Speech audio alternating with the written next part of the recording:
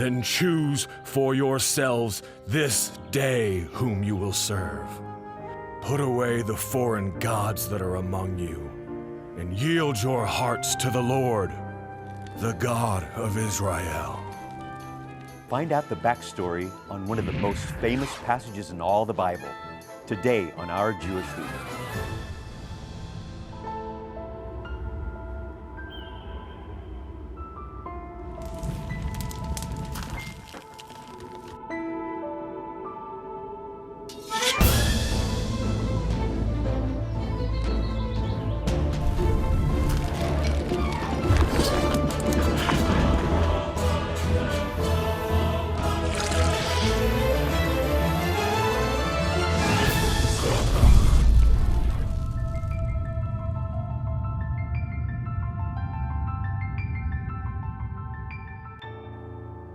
Thank you so much for joining us today. I'm David Hart. I'm Kirsten Hart. I'm Joshua. And I'm Caleb. Bruchim Habayim. Welcome, friends. Joshua, Caleb. Not only is that your name, but also the Bearded Bible Brothers. Yeah. They are with us now, full-time, around this table. We're really glad to have you guys with all your insight, your wisdom. It's been a great series. It's been amazing. We're at the end of our program. It's all about Joshua. Yeah. Joshua. Hey, Joshua. speaking of... Yes, ma'am. And I had just a revelation. You're sitting here, but you're also in the dramatic reenactment. Yeah. So today is your farewell address in the dramatic reenactment, right? I mean, that's so neat. Yeah. Well, it's funny. I mean, Joshua, his whole life is spent to try to achieve this thing, that he understands that he's supposed to do, and then it comes to the end of his life, and he doesn't get to do that. I mean, I actually, when I was playing this part, I connected so well with that concept. I have these hopes and the dreams that God's placed in my heart that have yet to be discovered and fulfilled. And so as Joshua's going through all this, he's facing all this opposition, and he's standing for truth. And at the very end, it still doesn't happen yet, but there's more to the story because God still has Israel at his heart, and he still wants them to succeed. And it's going to be an interesting story today to see this farewell. Right. So now we get to go to see you from set to the dramatic reenactment. Here's Joshua's farewell address.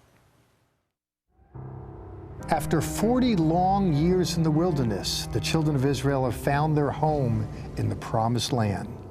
The boundaries of the tribes have been determined, and Joshua has summoned the people together to give his farewell address.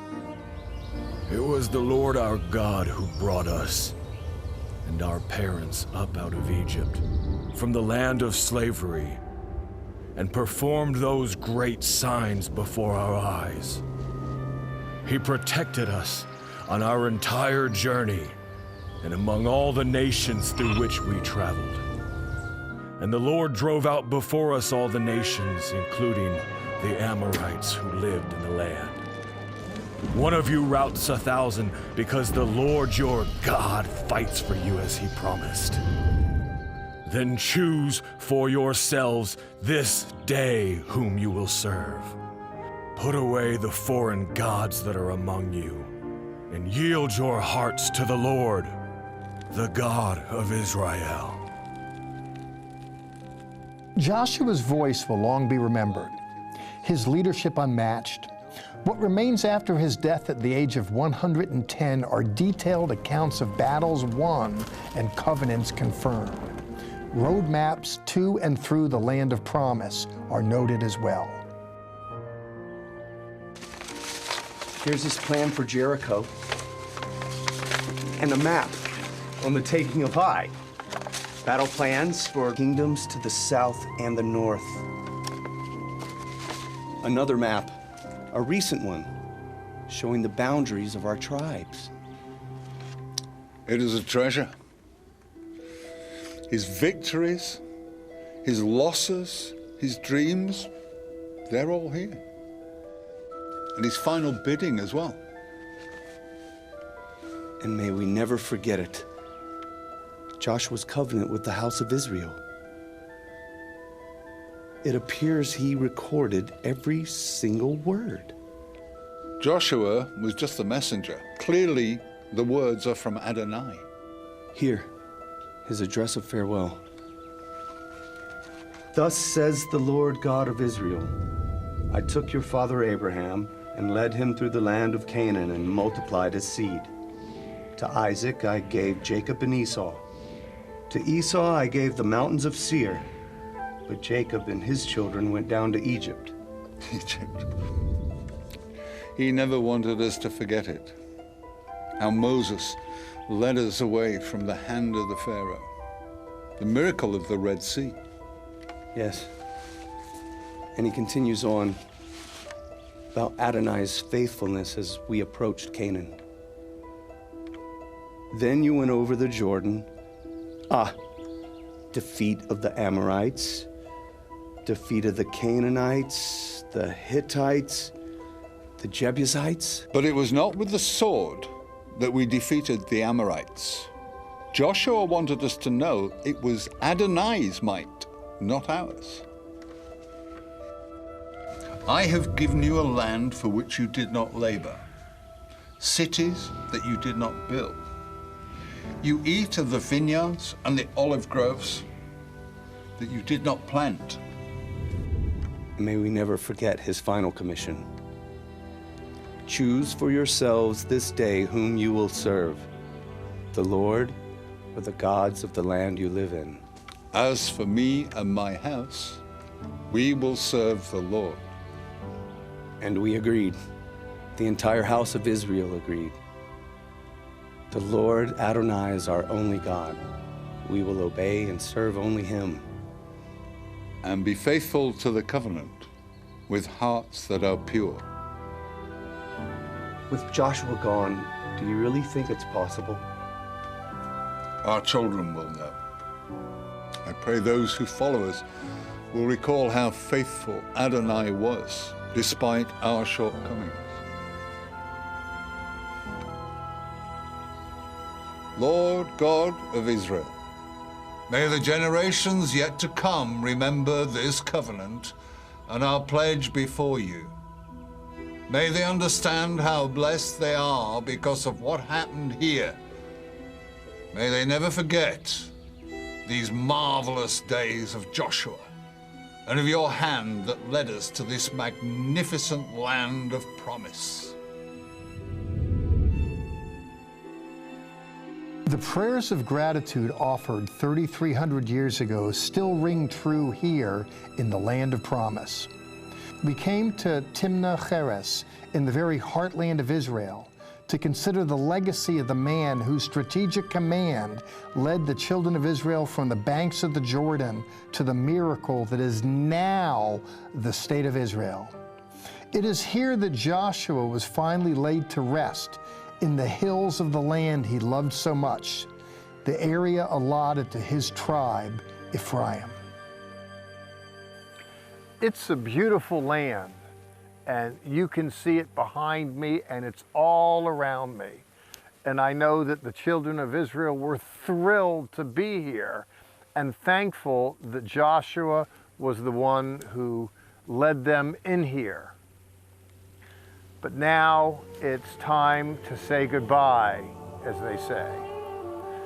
Goodbye was the order of the day with Joshua. He ran his course and served Israel well, and he closes the book by recapping all of that, and I want to alight upon some of that as well.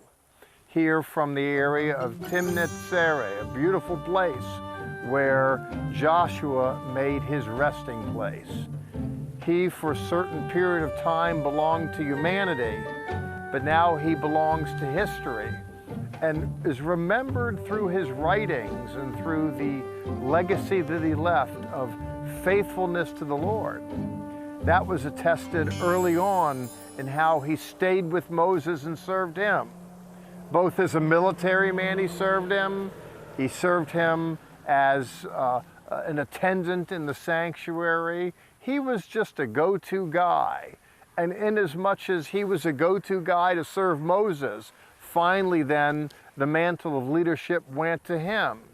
And he used his influence not to serve the man of the Lord, Moses, but the people of the Lord. And so it is, he ran his course as a leader through valleys and mountaintops. And he came to proximity to this place where he made his resting place. We pick up with the finale of Joshua in his the book that bears his name. In the 24th chapter, we read, "And Joshua gathered all the tribes of Israel to Shechem." An interesting place. In fact, that's where the promise began. I say that because back in Bereshit, in Genesis, the 12th chapter, the gifting of the real estate, the promise of the land is articulated. So he brings them to the place where the promise was first promised. And there, among other things, he recapped the story of God's faithfulness to them in so many ways, through so many days. And he exhorted them to walk with the Lord. In fact, you go to verse 14, and I'll be kind of working my way through the text. He says, "V'ata yeru et Adonai, uvdo oto bitromim uve'emet." Now therefore, he says, fear the Lord, Ya'ar Adonai. It means to revere him, to take him seriously, and serve him, he says, in sincerity and truth. It's a beautiful exhortation, and he doesn't just stop there. He goes on to say something that that he's well known for. Right thereafter in verse 15, he says, "Choose this day whom you shall serve." That is to say, individuals have to make a choice. Joshua made that choice. People need to have an internal locus of control. That is to say, we make executive decisions. And with those decisions, we decide how we're going to live our lives. He says, you make that choice. He finishes up the verse with a very famous line in Hebrew, "Va'anoki u'beiti na'avod et Adonai." Famous verse. He says, me, ani, and my house, we will serve the Lord. When he thinks of house, we're not talking about sticks and bricks and an address on the street somewhere. It's household. That is to say, he's made his mark. And not only has he made his mark as an individual, but he is inculcating that faith and virtue within his immediate web of relationship. He made that decision, me and my house, we will serve the Lord. And I should say parenthetically, that's not simply a case of, well, we're going to go to church on Saturday, or Sunday. There were no synagogue services to go to back then. It's not being pious in the sense of religious attendance and at worship places and spaces, and I'm not trying to minimize that. Much as it is serving the Lord, there's a code, there's an ethical code. To be a tzaddik, tzedakah is the Hebrew word for righteousness. It's also the word for charity, that is to say, caring and sharing about others. We will serve the Lord, that is to say, we'll place a premium on doing his bidding, on being his hands and his feet. We'll go where he leads us to go, and we'll do what he beckons us to do. We will serve the Lord. And that's what it was then, and we would do well to recover it today. Simply put, today, many of us say, well, yeah, we serve the Lord. We go to church on Sunday. And yeah, if the message is good, I'll throw a few bucks in the plate. I'm not trying to disparage giving and attending as much as to say this serving the Lord harks to an executive decision that I'm going to invest my energies in life, not just to contribute to my own concerns, but mindful of God, that I want to make sure that his kingdom come and his will is going to be done on earth as it is in heaven. And friend, if we do that, like Joshua, we'll be more than a conqueror.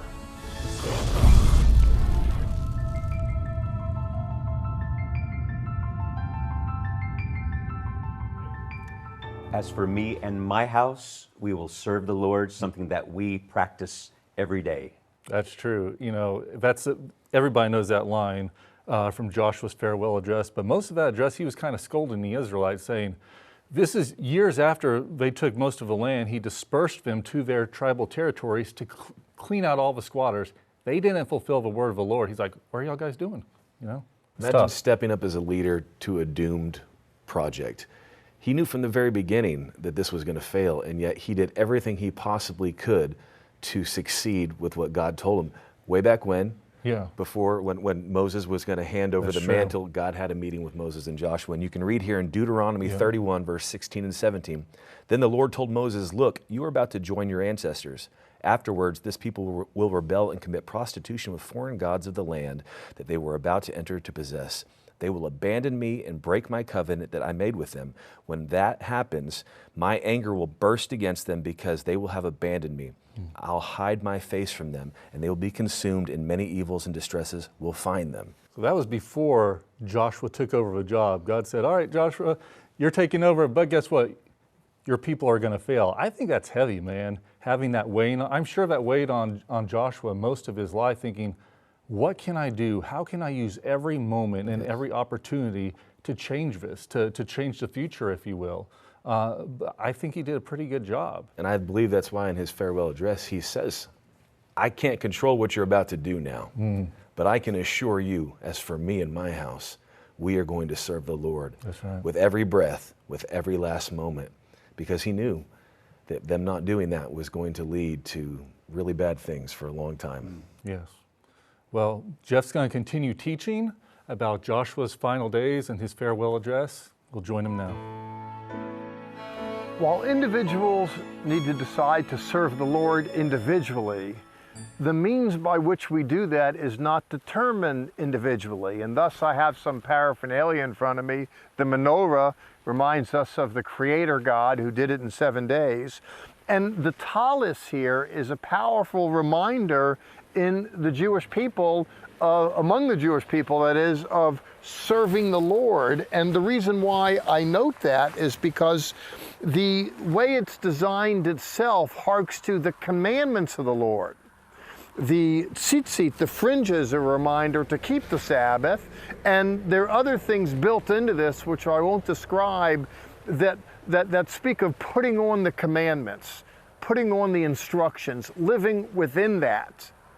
In the Bible, Paul is referred to as a tent maker. He probably made these. I don't think he had a contract with Boy Scouts of America to heave out a lot of canvas, but Hebrew people live and worship in these tents. In fact, even Paul talks about putting on the whole armor of God. And there's a cogent argument that he's referencing to being compliant to the teachings in the covenant. Well, in any case, you heard me in the previous segment give voice to the fact that Joshua had an internal locus of control, and he as an individual decided to use his influence for godly purposes, and he was minded to inculcate that into his immediate family. We see as well that the individuals that he's talking to similarly buy into that particular vision. I mention that because in verse 18, they say as much. Miponenu gam anachnu na'avod et Adonai. We will serve the Lord. They say, Ki hu Eloheinu, that is, for he is our God.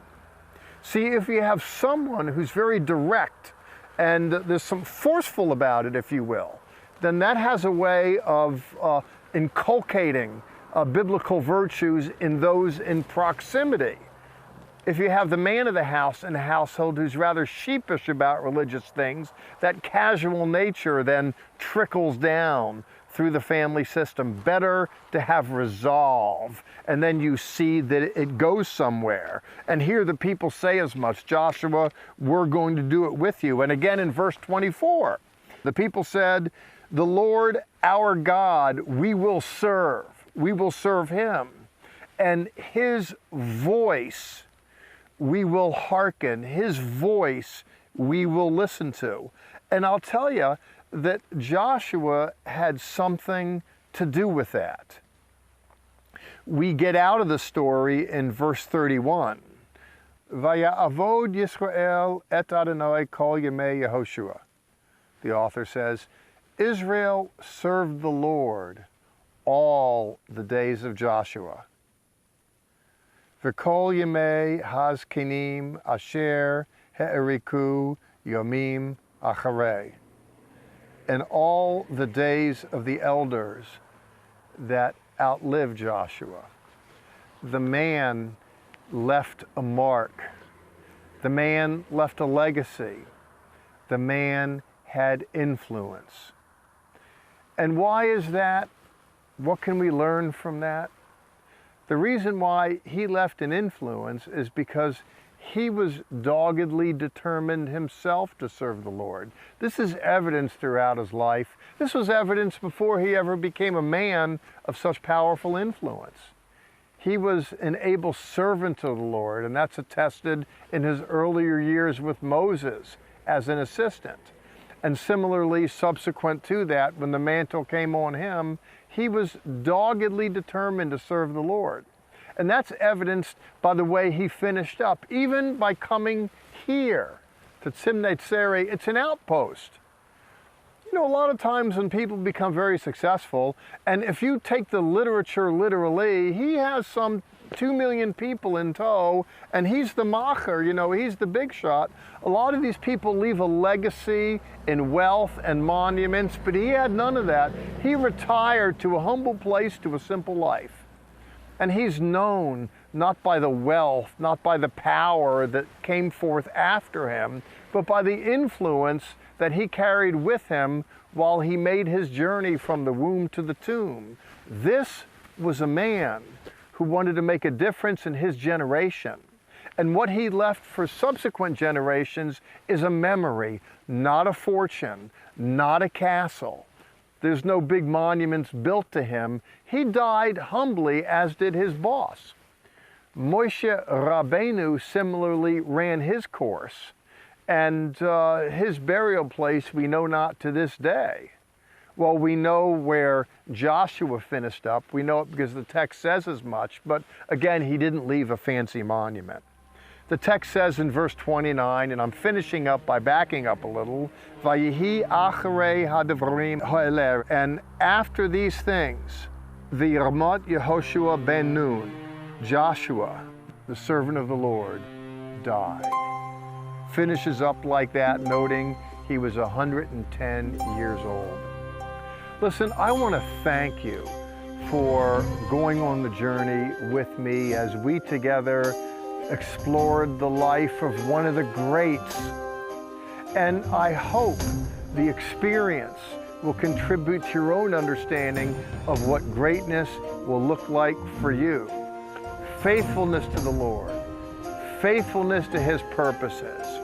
If you serve the Lord well, you'll find it's reciprocal. It'll come back to you 30-fold, 60-fold, and 100-fold. And yes, you, even you, like Joshua, can be more than a conqueror. I had the opportunity to sit down and talk to Chaim Mailspin, a friend, a leader in the Israeli Defense Forces. Let's look and see what he had to say. Chaim, great to be with you today. It's good to be here. And you remind me of Joshua. Ask me why. Well, why is that? Well, funny you should ask, and I'll tell you, because in the Bible, Joshua led those people into the land, helped them get into the promised land. You're doing the very same thing through your ministry. Can you talk to us about what you're doing up in the Galilee? Well, yes, the Aliyah Return Center. Aliyah means that very entrance to the promised land, just like Joshua did. We're positioned right on the Jordan River. You remember where he took those 12 stones and made a monument, one for each tribe? That's what we're seeing, is that God's regathering his people right now, just as he said he'd do. There's 64 key scriptures that are happening right now out of the large wealth of 700 scriptures, promises of this return that we're able to facilitate there. We have, of course, the Lone Soldier program. Those people came here without their family. You got the agricultural school. They got to learn how to work the land. Of course, we have the Pre-Army Training Academy and welcome volunteers from all over the world. There's a lot of formidable obstacles. Joshua had them, and I guess you have them too. What are they?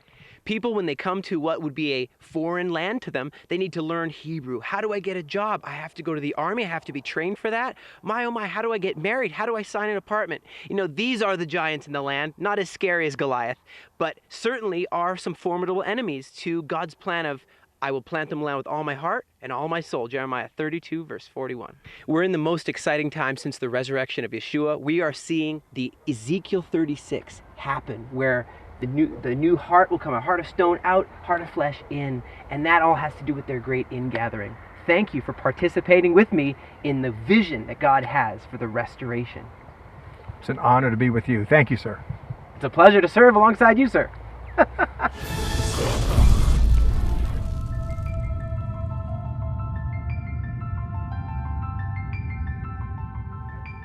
Dr. Seif and Chaim, Todah Rabbah, that's thank you so much. In Hebrew, in the Hebrew language, we just want to say a very special thank you for all that you have done throughout this whole series. And it is not just a small cost to bring Dr. Seif to teach you from Israel and to bring Chaim, an IDF soldier, through the television camera Dramatic and through reenactments the that you've dramatic reenactments.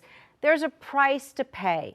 And we hope that you have enjoyed the truths that we have brought you in this whole series. And if you have, would you please consider giving perhaps an above and beyond gift to this ministry so we can finish strong and keep the good word going out literally on the airwaves across the world. And you guys, you did it. Joshua, you taught on Joshua. We Joshua and survived the Caleb. series, our You first did. series. Joshua and Joshua, it was almost like it was meant to be. An incredible series about the grace and forgiveness of God. God's commitment to Israel, no matter how many times they messed up, He brought them back. 2,000 years scattered across the world, 1948 back as a nation. If you commit to God, He will commit to you every time. His promises are true. Yes. He will not go back on them. That's right. Really has been great. Can you tell us what's coming up next in our next series? We have some exciting things to come. Guys, just final series as a teacher for our Jewish roots will begin next week. Dateline Jerusalem, Israel, and the reemergence of a temple. This is a prophetic series talking about what's going on today with red heifers and the move to rebuild the third temple. You're not going to want to miss it. After that, we're going to transition more to Josh and I teaching in Israel. Jeff's still going to be involved as our mentor. You'll still see his face from time to time, but keep on tuning in. It's going to be amazing. Guys, I love your passion. Yeah. It's time to end our program today. Let's end. Yes. Sha'alu Shalom, Yerushalayim. Pray for the peace of Jerusalem. Join us right now for additional content that is only available on our social media sites. Visit our website, levitt.com, for the current and past programs, the television schedule, tour information, and our free monthly newsletter, which is full of insightful articles and news commentary. View it online, or we can ship it directly to your mailbox every month. Also on our website is the online store. There you can order this week's resource, or you can always give us a call at 1-800-WONDERS. Your donations to Zola Levitt Ministries helps us to support these organizations as they bless Israel. Please remember, we depend on tax-deductible donations from viewers like you.